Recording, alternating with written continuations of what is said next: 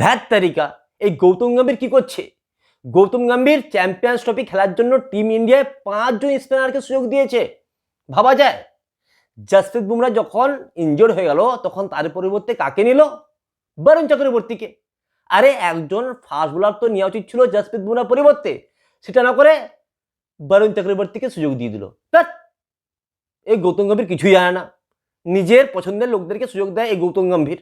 প্রথম থেকেই চ্যাম্পিয়ন্স ট্রফির জন্য টিম সিলেকশন নিয়ে গৌতম গম্ভীরকে অনেকেই দোষারোপ করছিলেন।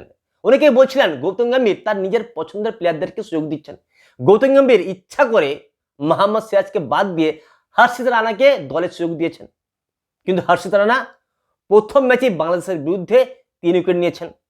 অনেকেই বলছিলেন 4 জন স্পিনার প্রথম থেকেই রয়েছে টিম ইন্ডিয়াতে, তা সত্ত্বেও কেন এই জসপ্রীত বুমরার পরিবর্তে বরুণ চক্রবর্তীকে স্পিনার হিসাবে দলে সুযোগ দেওয়া হচ্ছে? 5 জন স্পিনার দলে কি কাজ রয়েছে?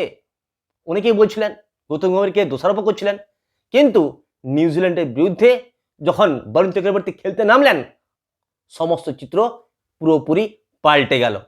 নিউজিল্যান্ডের বিরুদ্ধে টিম ইন্ডিয়া 4 জন স্পিনারকে খেলালো, অক্ষর পটেল, রবীন্দ্র জাদেজা, কুলদীপ যাদব এবং বরুণ চক্রবর্তী।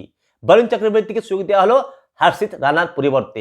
আর প্রথম ম্যাচেই বরুণ চক্রবর্তী 10 ওভার বল করে 42 রান দিয়ে 5 উইকেট তুলে নিলেন এবং এত দুর্ধর্ষ বোলিং করেছেন, নিউজিল্যান্ডের কোনো ব্যাটসম্যানই তাকে পিক করতে পারছিল না এবং 5 জন ব্যাটসম্যান আউট হয়ে যায় এই বরুণ চক্রবর্তীর বলে। দুর্ধর্ষ বোলিং করেছেন এই বরুণ চক্রবর্তী এবং প্লেয়ার অফ দ্য ম্যাচ হয়েছেন এই বরুণ চক্রবর্তী। সুতরাং এটা প্রমাণ হয়ে গেল যে গৌতম গম্ভীর যাকে তাকে সুযোগ দেন না, যার ট্যালেন্ট রয়েছে, যার মেধা রয়েছে তাকে সুযোগ দেন এই গৌতম গম্ভীর। শুধু গৌতম গম্ভীরের উপর দোষারোপ করে কোনো লাভ নেই।